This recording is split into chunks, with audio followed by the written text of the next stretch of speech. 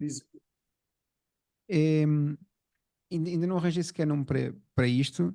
E nós, aliás, vou partilhar até uma cena que é, nós já começamos a gravar isto uma vez, aliás, já começamos a gravar várias vezes. Agora vai, não é? Gravámos uma que eu acho incrível, que foi a última, que tu acabaste por pôr no teu canal até, em que falámos na Carry Trade, não é? Eu já Uhum. expliquei o que é Carry Trade, mas o que eu acho mais engraçado é, o pessoal aqui das finanças, dos investimentos, fala sempre, tenta sempre vender cursos e nunca fala quando as coisas acontecem, ninguém dá opinião, está tudo calado e não sei o quê. Nós nem precisávamos dar opinião, porque nós falámos antes de acontecer. Certo, certo. Mas queres então dizer o Não que é que é, aconteceu nesse esta caso. semana? Não foi só nessa Antes semana. de ir, certo. Até começámos a falar um bocadinho mais cedo. Vá, nesse vídeo falámos, foi no início de julho, mais ou menos, e Uhum. postámos o vídeo, acho que foi no dia 20 e poucos de julho, antes desta loucura do. Desculpa lá interromper-te, hoje apetece-me falar uma merda assim, desculpa. Hum, Um, o que é que eu ia dizer? Ia te interromper para uma cena que eu achava importante. Eh, eu não sei como eu não vou pôr genérica a começar isto, eu não vou pôr nada a começar isto. Vamos fazer aqui uma versão de teste. Lancem temas aí nos comentários, quem está a ver isto, lancem temas. Eu vou ver como é que é a receptividade e ponham um gosto já agora, ponham um gosto, façam exato. essas merdas todas para. E quem vem pelo JP e não está habituado às neiras, habituem-se, está bem? Vai ter que Estou ser só a feito. avisar para se habituarem. Portanto, não vou pôr genérico, vamos tentar aqui dar o máximo de valor possível e, e é isso. Nos comentários digam se houver algum tema em especial que vocês queiram que a gente aborde uma vez futura. Se calhar fazer isto, vamos ver, semanalmente ou de 15 em 15 dias, vamos ver. Força, avança então. Então O é que é que nós isso. falámos no início de julho? É isso, início de julho. Epá, na altura falámos maioritariamente desta questão do carry trade, global carry trade. Portanto, não é só, quando falámos deste carry trade, falámos aqui muito na questão do Japão e E o. é o responsável por o mercado ter caído, é isso? Que o pessoal está todo em pânico, não sabe o que aconteceu? Sim, não é uma questão de ser responsável, é uma questão que o movimento que nós andamos a ver nos mercados, gradualmente para cima com o IV, com a volatilidade implícita em mínimos e uma subida gradual, mas contínua nos mercados, na realidade tinha por trás muita alavancagem. E vocês dizem, bem, mas as taxas estão a 5% e não é suposto nós vermos tanta alavancagem no enquadramento em que o custo de capital é tão alto, ou que o custo do dinheiro, não é tão alto. Só que a verdade é que o custo do dinheiro não é o mesmo à volta do mundo, certo? E principalmente quando temos em consideração economias abertas como aquela que é a japonesa, em que as taxas se aproximavam ali de 1%, não é? Há um ano, tu podias efetivamente ir pedir dinheiro emprestado ao Japão, passá-lo para dólares e adquirir os ativos em dólares como a Nvidia e afins, não é? Portanto, enquanto. Ias buscar a valorização. Ou seja, é tipo um rich quick scheme, não é? Em que eu aqui peço a Ou 1%. seja, é um trade que lá está, como nós falámos aqui há algum tempo, é uma espécie de long short em que tu não precisas de dinheiro. Tu só precisas de pedir dinheiro emprestado de um lado, comprar no outro, e enquanto a coisa funcionar, está tudo bem. O problema é quando deixa de funcionar. Um Uhum. exemplo para as pessoas assim mais claro, e eu acho que dei este exemplo na cola anterior também, de um carry trade pode ser, por exemplo, a compra de uma casa. Não é? Vocês pedem dinheiro emprestado ao banco, agarram, compram numa casa, alugam a casa e enquanto a renda da casa for superior para pagar a amortização e juro, não é? Vocês estão porreiros, não é? Vocês basicamente estão a pagar a casa com o próprio pelo, certo? Ainda encaixo a diferença em Exatamente. Portanto, lucro. isto também é um carry trade, O que certo? boa. Então já sabemos o que é um carry trade. Ótimo. Em poucos minutos, não sei quantos minutos é que vamos, já temos aqui um carry trade. Brilhante. Exatamente. Temos aqui uma Fica definição. fácil de perceber assim, ok? O Uhum. problema é que aqui não há uma casa. Aqui Não, tu não, vais. não, mas espera aí. Então, que influência. Eu vou fazer a pergunta. Quem faz as perguntas aqui sou eu, estou a brincar. Não há uma hierarquia. Então diz-me uma coisa: o que é que isso tem a ver com a queda, com os mercados estarem em queda? É um bocadinho a mesma coisa, não é? Portanto, as pessoas pedem o dinheiro emprestado noutra parte do mundo, mas porquê é que nós focamos tanto no Japão? Porque o Japão é uma economia aberta, qualquer um de nós pode ir a uma Interactive Brokers ou um Revolut e comprar ou vender ienes, certo? E, portanto, é relativamente fácil. Não consegues fazer isto no Brasil, não consegues fazer isto para muitos países africanos, não consegues fazer isto com os chineses, com os russos, tu consegues fazer isto com o Japão. Certo? Apesar de ser um global carry trade, o que significa aqui é que tu possivelmente não tinhas que estar a shortar apenas o iene, podias shortar outras coisas, mas o iene é o grande responsável, como uma das maiores economias do mundo. Portanto, o que se fazia é, toca de pedir dinheiro emprestado em ienes, passar o dinheiro de iene para US dólares ou para euros e comprar ativos cotados em euros e US dólares. Enquanto tu tiveres uma yield superior nestes ativos, quando comparado com a yield que tu pagas no Japão, certo, pelo iene, E desde que a volatilidade no iene, ou que o movimento do iene continua a ser de desvalorização, tu estás a ganhar dos dois lados. Não só a dívida que tu tens está a ficar, do ponto de vista real, mais pequena, porque foi contraída em iene, não Ok, é? ok. Deixa-me só explicar então. Deixa eu ver se eu percebi bem. O que estás a dizer é que eu pedi dinheiro emprestado em iene. O iene desvaloriza em relação ao dólar. Eu já tenho aquele dinheiro em dólar, portanto eu ainda ganho pela valorização Exatamente. da moeda do dólar e a minha dívida desvaloriza. Portanto, acontece isto. No Exatamente. momento em que troco, acontece isto às moedas, para além de que eu tenho Uhum. este aqui que está nos Estados Unidos, não é? Tenho em ativos que têm rentabilidades históricas É isso. bem mais elevadas do que eu vou ter que pagar em empréstimo. O que é que mudou isto tudo? É isso, só um último exemplo sobre isso. Tu pedis o equivalente a 100 mil dólares emprestados em iene há 4 meses atrás, certo? 2 ou 3 meses depois, quando o iene desvalorizou 20%, tu já só tens que usar 80 mil dólares para repagar o empréstimo. Os outros 20 são profit.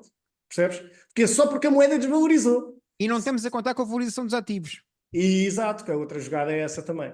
Não é? Brilhante, muito bem. Então, eu tinha feito uma pergunta e que era bastante inteligente, certeza absoluta, que eu só Como faço é que isto, perguntas acho que a inteligentes e é pergunta foi quando como é faço que isto poucas. afeta os mercados, não é? Isso, é isso.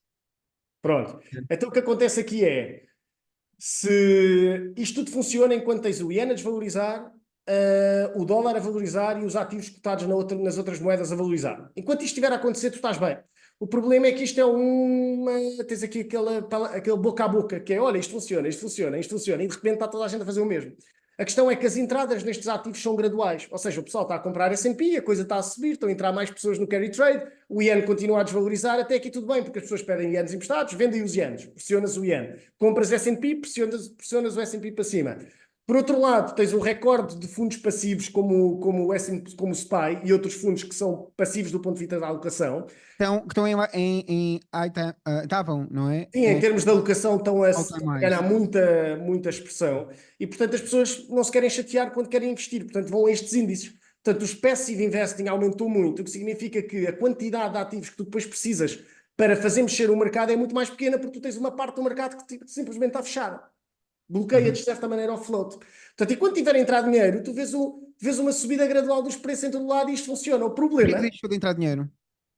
Pronto, o que acontece é esse, porque a tendência reverteu, porque o BOJ, porque aquilo começou a ter grandes impactos na economia japonesa, com a inflação a começar a subir, o poder de compra dos japoneses a começar a cair, e portanto o que aconteceu foi o BOJ, que é o Banco Central japonês, decidiu intervir, ok, para proteger a moeda.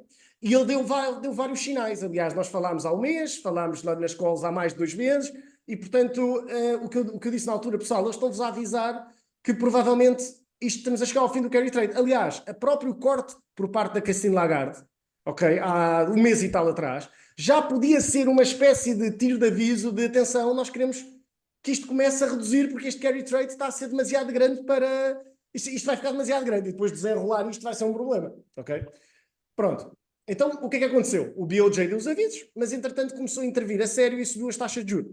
Ao ter feito isto, tu basicamente aumentaste a taxa de juros de referência no iene, o iene valorizou e o que acontece é que toda a gente que tem este trade, de repente vê a dívida que tem em ienes a começar a subir outra vez, certo? Em relação aos dólares que tem. Não só isso, as pessoas quiseram pagar de volta estes créditos para sair desta transação. Como é que tu sais deste trade? Tu vendes o S&P 500, recebes os dólares, agarras nos dólares e compras o iene. Só que para isso tu tens que fazer duas operações. Tens que vender o S&P 500 e tens de comprar o iene. Portanto, se toda a gente começa Então, a vender... agora, pera aí. Ao vender o SP500, ao vender os índices que eu tinha, o SP500, obviamente, vai baixar. Pressionas o S&P. Foi muita gente a fazer isto. Uhum. Depois, eu troco os dólares por ienes, muita gente O a fazer iene, isto, não é? Portanto, desvaloriza o dólar, o inverso o dá pouco, iene, desvaloriza o dólar e valoriza o iene. iene. O iene teve uma valorização de quanto tempo? De quanto agora nos O últimos iene tempos? valorizou, veio de 160, o dólar iene veio de 165 para 142, assim em 2 semanas. Portanto, Uhum, atenção, isto é um dos maiores pares de FX, não é? Quer dizer, tu não podes ver um movimento destes assim em FX. uhum, Okay? uhum, uhum. Estamos a falar assim numa valorização na ordem dos 20 dólares, 20 dólares, 20 anos por dólar, à volta dos, sei lá, 12%. Quer dizer, é uma loucura, não é? Uhum. Pronto, portanto, o que aconteceu aqui foi o que nós vimos então na segunda-feira anterior, com os mercados a cair 4,5%. Okay? No Uhum. S&P, atenção, lembrar aqui que vínhamos do enquadramento em que as taxas, que as expectativas de queda eram muito baixas, Uhum. ou as expectativas de movimento eram muito baixas e de repente subiram de uma forma absurda. E isto tem Uhum. implicações a nível dos derivados, a nível do posicionamento dos market makers, etc.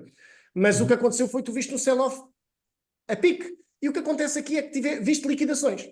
A questão aqui é, será que o carry trade acabou ou não acabou? Quem quer que foi liquidado está fora do trade. Eu vi um dado a dizer que 75% do carry trade estaria liquidado. Ou seja, há muita gente a usar o proxy da CME. A CME é basicamente uma bolsa de futuros nos Estados Unidos que tem futuros em dólar e ien, ok? Standardizados. E é uma ferramenta muito utilizada. Se tu quiseres estar exposto ao ien, tu usas aquilo. E tu consegues ter as métricas correntes do posicionamento dos dealers e dos market makers e dos leverage funds nestes futuros. E com base nessa informação, tu se calhar consegues olhar e dizer, ok, isto basicamente já reverteu 75%. O problema é que muitas destas transações foram feitas OTC. O que é que isso quer dizer? Significa que não existe tirando os próprios bancos que andaram a fazer estes créditos, e se calhar os bancos centrais, não existe visibilidade por parte da CMI do total do tamanho disto. Se calhar, se usarmos os futuros como proxy, podemos dizer, ok, já reverteu. Mas até que ponto é que os futuros são um bom proxy de se este carry trade está ou não quase retirado? E depois há outra questão que é, carry trade, o que é que significa reverter o carry trade? Pagar o ien? Uhum. É que esta é a parte engraçada que ninguém está a falar, que é o facto de toda a gente... Imagina o seguinte, o SPY é muito mais fácil tu fechares o ien do que fechares o SPY, certo? O ien é uma moeda transacionada por empresas chinesas, empresas americanas no Japão, empresas europeias a fazer negócio no Japão, suppliers, pessoas, turistas. Quer dizer, tu tens bancos centrais, swaps, quer dizer, o ien dólar é um par que tem imensa liquidez. É muito mais fácil tu fechares o ien dólar do que fechares o SPY. Ok? O que é que isto significa? Apesar do SPY ter liquidez também, não é? Tem, mas não podemos comparar a liquidez do SPY com a liquidez do dólar yen, certo? Portanto, o que aconteceu foi, aliás, o SPY estava a entrar ali em 4,5% de queda, ao ponto de termos que vimos comentários dos bancos centrais sobre o que estava a acontecer. Aliás, o próprio, tanto o Fed como o BOJ vieram fazer comentários sobre aquilo, dizer que não iam subir, o BOJ disse que não subia mais as taxas enquanto o mercado não acalmasse. Mas a verdade é que, imagina o seguinte, imagina que tu és um fundo de investimento e tens bilhões de dólares em SPY que alavancaste usando ien. Portanto, pediste ien emprestado a 1%, compraste bilhões de dólares de SPY. O mercado começou a reverter, tu começaste a vender, o mercado está a cair 4,5%, está toda a gente a vender. Tu vais continuar a vender em cima do movimento 4,5%. Já ninguém quer comprar, o mercado está a cair 4,5%, há pânico, os investidores de retalho não entram, as instituições não entram, está tudo à espera de ver onde é que o movimento acaba, certo? Se tu mandas as tuas ordens para este mercado, tu vais partir o mercado. E não te interessa, porque o conceito de slippage, neste enquadramento de liquidação é muito relevante. É de rapagem, não é? Explica lá. Exatamente. É o impacto da tua transação no mercado, certo? Portanto, quando o mercado está a cair 4,5%, o impacto de uma venda de 1 bilhão é muito maior do que quando está a subir 1, certo? Pronto. O que é que acontece? A chave de alguns destes fundos foi, nós vamos fechar o ien, mas não vamos fechar o SPY. O que é que isto significa? Em vez de eu vender o SPY para receber os dólares, para comprar de volta aos ienes, que era o ien que estava-me a dar uma porrada significativa, e é aquilo que o Banco Central japonês quis comunicar, que quer proteger o ien, o que é que tu fazes? Tu conseguiu. Tu pedes dólares emprestados, não vendes o SPY. Tu pedes dólares emprestados contra o SPY que tu tens e agarras nesses dólares e pagas o ien. É isso. E de repente... É como se tivesse shortar o dólar. Exatamente. Contra o S&P 500. Assim, contra o S&P 500. Portanto, o que é que acontece aqui? Correio, mas qual é a grande diferença entre pedir o empréstimo em dólares e pedir o empréstimo em ien? A grande diferença entre pedir um empréstimo em dólares é a taxa. Taxa de juros. É que eu agora pago, se for um fundo de investimento, em vez de 1% que pago ao banco japonês, pago 7 ou 6 agora ao banco. 5 é risk-free, mas eu posso não conseguir financiar mais risk-free. Certo. Portanto, 6 ou 7%. O que significa que o que estes fundos de investimento, a notícia que o carry trade está a ser desenrolado é mentira, no sentido em que é verdade, o ien está a ser recomprado. Mas os fundos de investimento ainda estão alavancados 6 de S&P 500. E mais, só que agora tem um relógio contra eles, que é o quê? Que é a taxa de juros em dólares. Portanto, enquanto o S&P 500 estiver a fazer um retorno superior à taxa de juro, está tudo fixe. Mas a partir do momento em que tu cruzas, e eles têm que vender, o que eles estão a dizer é, ouçam, nós estamos predispostos a pedir um empréstimo de 7% durante o mês para termos tempo para vender o nosso S&P sem rebentar com o mercado e sem perdermos bilhões de dólares a tentar sair do trade, porque assim até sabemos que, olha, há muitos putos no mercado. toda a gente entrou em pânico, toda a gente comprou puts, a desvalorização do puts vai levar os market makers a comprar, a perspectiva é de que a coisa foi resolvida, vão sair notícias que o carry trade está completamente fechado ou quase fechado, os investidores vão começar outra vez a pensar que está tudo bem, o Fed vai baixar as taxas, meu Deus, está tudo bem, vamos todos começar. Portanto, é muito mais inteligente se tu tiveres o carry trade e queiras sair, que esperes. Pedes o dinheiro emprestado e espera. Deixa acalmar, deixa o pessoal trazer liquidez para dentro e despejas em cima destes gajos. Ou seja, achas que vai dar pum, pode dar pum mais à frente, é isso? Ainda dá para... Yeah. Eu só espero que dê pum antes de quinta-feira. Não dê pum antes de quinta-feira, antes disto sair, que isto só vai sair na quinta-feira. Okay, Portanto, nós estamos a gravar isto, com alguns dias de antecedência. Se der pum, é só para saber que nós adivinhamos, ok? Só Exatamente. foi aqui que não ouviram primeiro. Vai ser gravado dia 9 de agosto, pessoal. Exato, está a ser gravado dia 9 de agosto. Muito bem.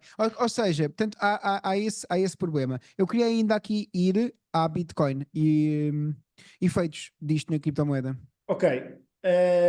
A minha opinião sobre o Bitcoin, e eu falei disto na call anterior também, que é, por acaso, isto é um novo long short entre Bitcoin e ouro, ok? Falámos disto há um ano atrás, eu acho que chega a altura de se calhar de voltarmos a olhar para Eu vou isto. traduzindo para português. Sempre que o JP disser long short, quer dizer que vão comprar qualquer coisa e vender qualquer coisa ao mesmo tempo. E ficar com pensa. Força. Exatamente. Portanto, a minha ideia aqui é que o Bitcoin foi um ativo, aliás, tu viste pela reação também ao unwind dos mercados a semana passada, que muito provavelmente este carry trade não entrou só em US equities, esta merda entrou em European equities e entrou em Bitcoin também. Portanto, o Bitcoin beneficiou do carry trade. Certo? Beneficiou? Beneficiou do carry trade. Porquê? Certo?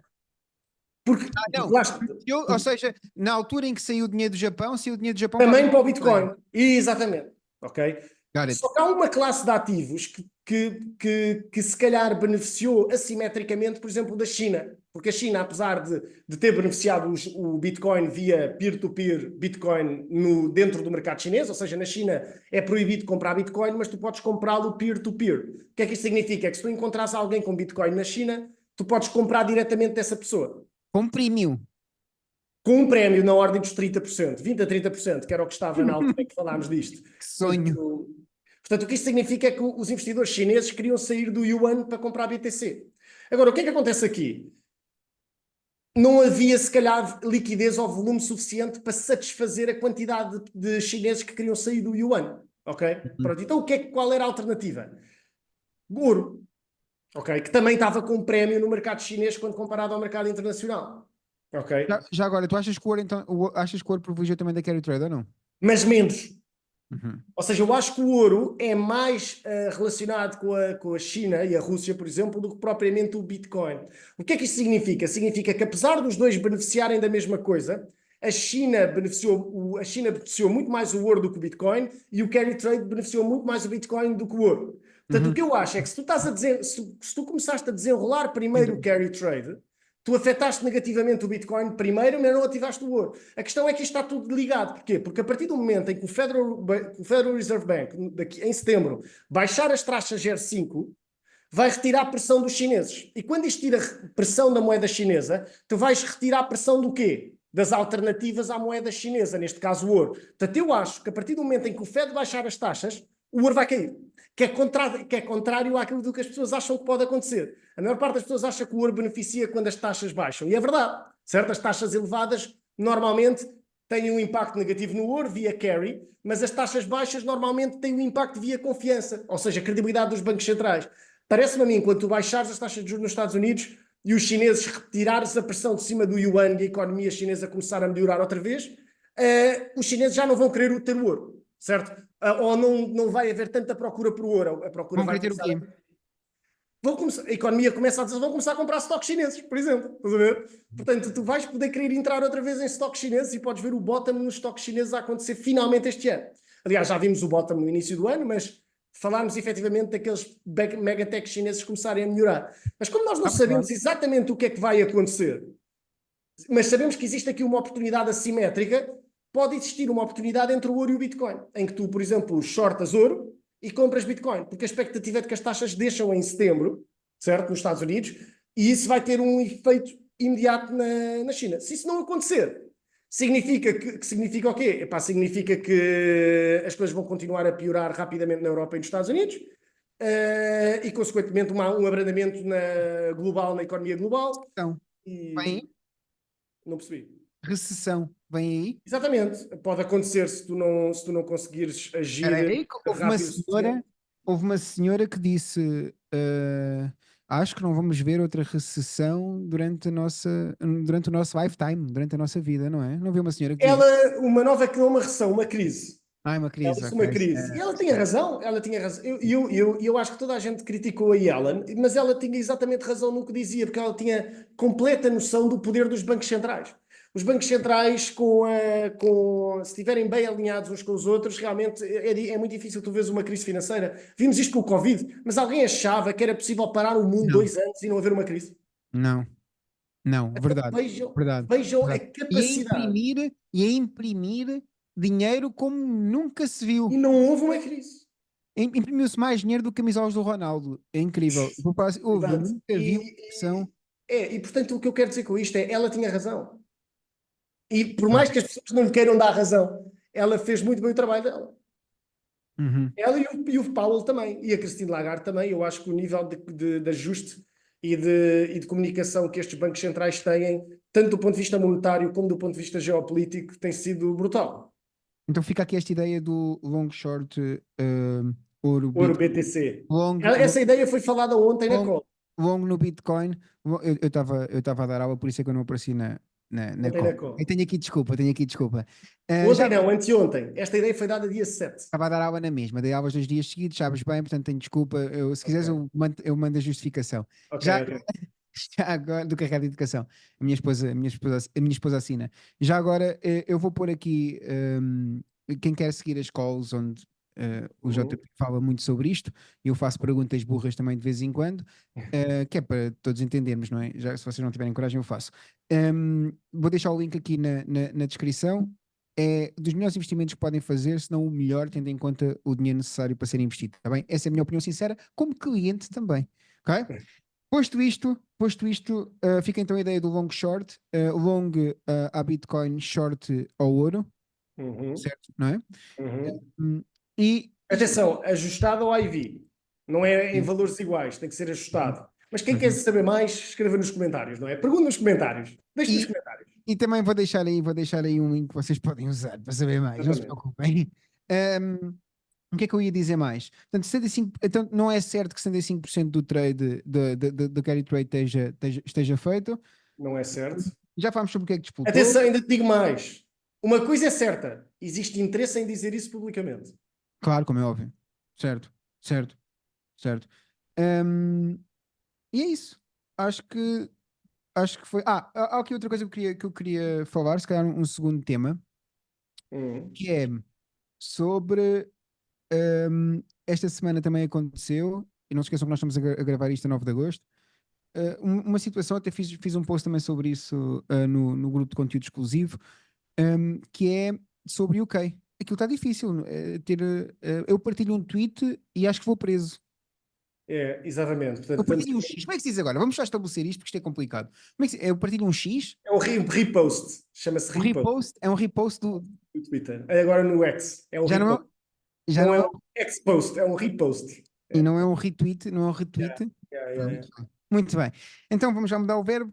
Ahm, eh, Se eu fizer um repost, posso ir preso no Reino Unido. Quer explicar o É, que aconteceu? sim, quer dizer, não é tanto o que aconteceu, mas se calhar o enquadramento que isso tem a nível de mercados. Portanto, eu acho que isto é uma oportunidade única para os bancos centrais continuarem a.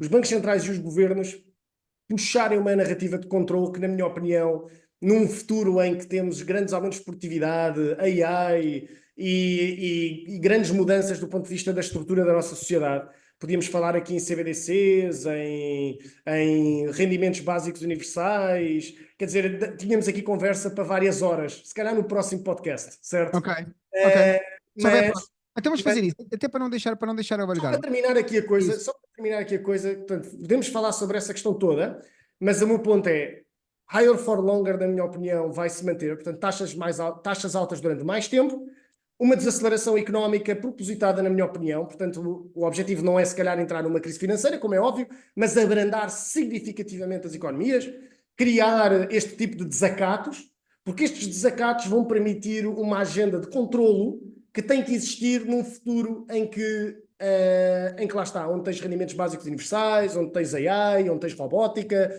onde tens... Portanto, neste futuro, e depois podemos deixar o teaser para a próxima call, é extremamente importante ter este tipo de controle. Eu não sou propriamente a favor disto, de mais controle, de menos privacidade, mas portanto, eu não estou a dar a minha opinião pessoal, mas estou a dizer que realmente, provavelmente, é para aí que vamos ter que caminhar, é isso que provavelmente vamos ver. Também adicionaria aqui um comentário que, do ponto de vista das megatechs americanas, o maior risco para os americanos e para as megatechs americanas são as megatechs chinesas, e eu não sei até que ponto uma guerra não seria tão... Uma guerra com a China, ou um conflito global com a China e com a Rússia, não tem até mais interesse para os americanos via proteção das big techs americanas das big techs chinesas, porque as big techs chinesas são as únicas empresas no mundo que têm capacidade de atacar as megatechs americanas, ok? E nós vimos isso com o TikTok, vemos isso nas áreas, por exemplo, da segurança com os drones digitais, vemos isto na área, por exemplo, do Unreal Engine com o grande investimento da Tencent na Epic Games e o forcing que o governo chinês está a fazer para... Não vamos conseguir terminar este podcast hoje, vou digo já, porque eu tenho aqui já muitas perguntas E o forcing eu vou ter que interromper já. Eu vou ter que interromper já, porque houve uma valorização. Ninguém está a falar nesta merda. E houve uma valorização de 20% quase no último mês da Lockheed Martin Corp, não é? O da que Lockheed. normalmente não costuma ser um bom sinal, não é? Exatamente, não costuma ser um bom sinal. Porquê que não costuma ser um bom sinal? Porque a Lockheed Martin está associada à defesa e é muito conhecida por defesa, desde armamento, lasers, os Fs, portanto, os aviões de guerra. Portanto, a Lockheed Martin é muito conhecida por isso. Mas eu digo-te uma coisa, eu acho mesmo que a única maneira de pararem Porque o problema aqui não são os americanos usarem a tecnologia chinesa, percebes? O problema aqui é os europeus começarem a usar a tecnologia chinesa.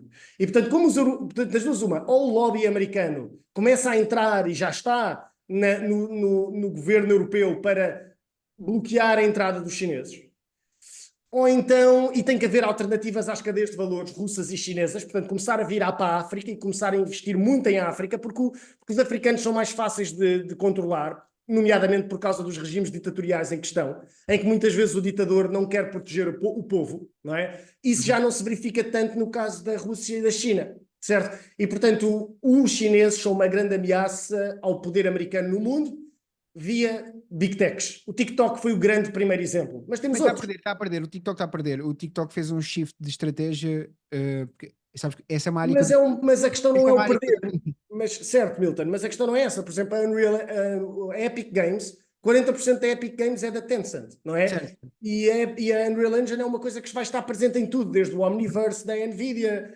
até a inteligência artificial, até Mas imagina, podes falar isso na próxima call, por acaso, cá de ser giro, o porradão que o tio Zuck deu, ou que está a dar ao TikTok, pelo menos por enquanto, está a sair por cima. E bem, quando toda a gente já anunciava a morte, não é, das plataformas do tio Zuck, não é? Sim, mas por exemplo o TikTok está a ganhar muita força também a nível da Store, TikTok Store, neste momento.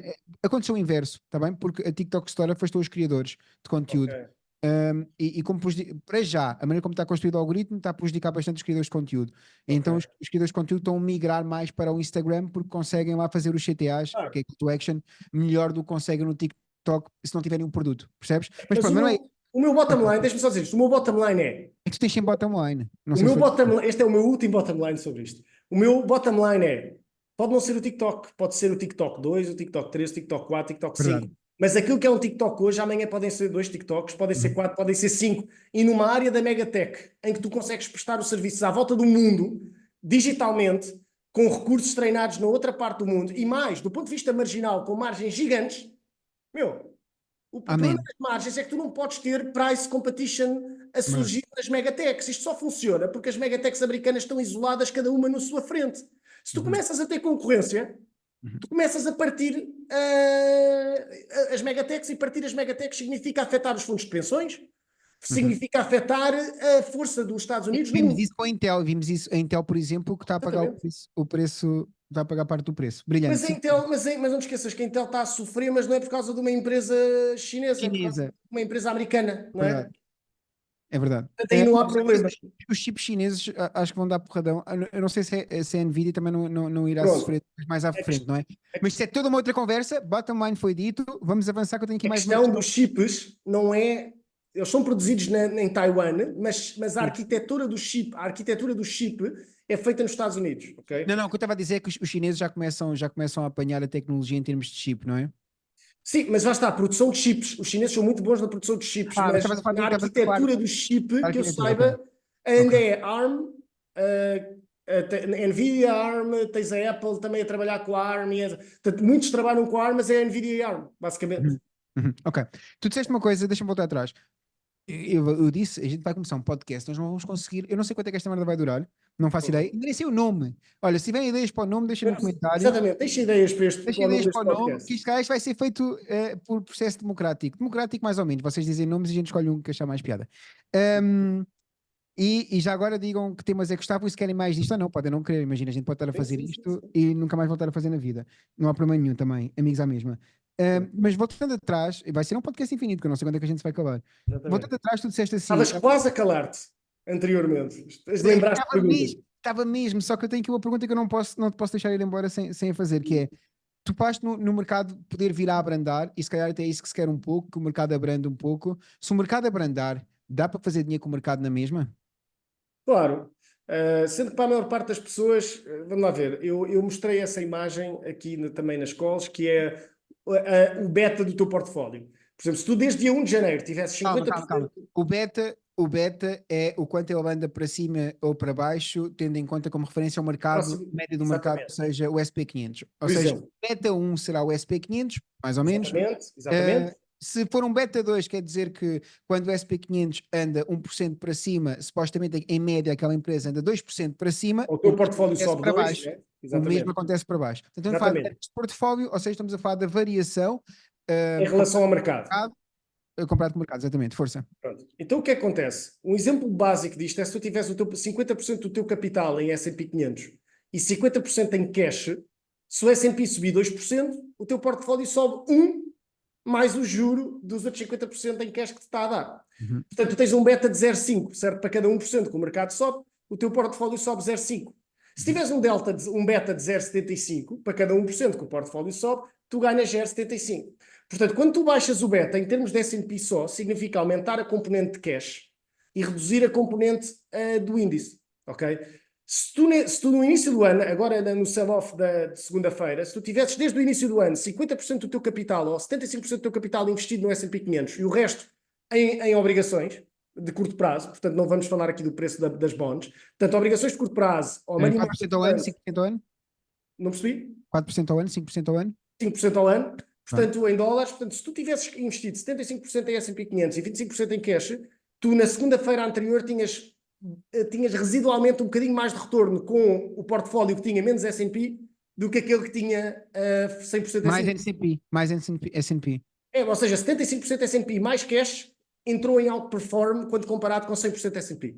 É engraçado. Ok? Engraçado. Porquê? Porque aqueles 25% Yeah. não dão muito dinheiro, mas dão-te 5%, certo? Uhum. Portanto, ao Risk fim free. do ano, contribuem-te mais ou menos para o portfólio 1,5% de performance, certo? Uhum. Mas ao mesmo tempo, tu não estás exposto ao downside sobre 100% do portfólio, é só sobre 0,75%. Uhum. Portanto, porquê é que isto é importante? Porque quando os mercados estão em períodos como estes, é bom baixar o beta, significa que tu não tens que olhar para aqueles estudos em que tu dizes assim: se estiveres fora do mercado e perdes os melhores dias, perdeste metade por cento da rentabilidade. Se ganhares, se por acaso conseguires estar fora os 10 piores dias, a tua rentabilidade duplica. Ninguém vai adivinhar o melhor dia nem o pior dia, como é óbvio, Nem os certo? TikTokers? Não, portanto, o argumento aqui é, Ah, portanto, o argumento aqui é, tu tens que estar sempre dentro do mercado. Só que o estar sempre dentro do mercado não significa se tu deves estar com um beta de 100, um beta de 120, um beta de 0,75, um beta de 0,5. Isto é como um bocado com o mandato de kart, não é? Tu nas curvas não metes o pé no travão, tu deixas de acelerar, fazes a curva, mas raramente travas, certo? Não sou entendido, mas acho que é assim, não sou entendido. Portanto, o que eu quero dizer com isto é podes que fazer ponta-tacão, travas e aceleras ao mesmo tempo, mas sim. pronto, exato, também podes travar esse lá ao mesmo tempo. Se calhar não era então o melhor exemplo. Mas o que eu quero dizer com isto é, na realidade, tu não queres shortar o mercado. Tu queres reduzir a exposição. Principalmente porque te pagam 0,5%. 5% ao ano. Veja o nosso amigo Buffett. certo? Que aumentou o cash para 270 e tal mil milhões de dólares, recorde da Berkshire, certo? Verdade. Portanto, o que é que o Beta tá, o que é que o Warren Tirou Buffett está a da fazer? Apple, não é? Tirou uma posição enorme da Apple. Vendeu 50% da Apple. O que é que Ou isto, o que seja, é que nunca isto vai significa? conseguir terminar este podcast. Espera, e não aplicou o dinheiro. Meteu a render 5%. Aliás, neste momento o Buffett tem mais obrigações do governo americano do que o Fed, certo? Portanto, o que é que o Buffett está a fazer? Pergunta aqui para os espectadores: o que é que o Buffett está a fazer em linha com o que falámos anteriormente? Baixar o beta. Isto é baixar o beta, certo? Tu vendes para aumentar os teus a tua posição em short term bonds, tu estás a baixar o beta, ok? Ok, certíssimo. Muito bem. Amém. Ok. E acabamos a missa aqui, que acho que foi incrível. Acho que o podcast está ótimo. Se chegaram até aqui, ajudem no nome, nos comentários, digam outros temas. Um, Se vêm pelo JP e não estão habituados às neiras, a que eu fumo durante um live ou alguma coisa do género, peço desde já desculpa, mas em princípio dificilmente isso vai mudar. Bem-vindos. Eu gostava de fazer isto mais, mas são vocês que mandam. Se tiver gente a ver, sim, vamos fazer isto mais. Se não tiver gente a ver, portanto também não vale a pena. Deixem o comentário e obrigado, JP. E vamos fazer isto mais vezes, quase certeza absoluta. Grande É abraço isso. a todos. Para a frente é que é caminho.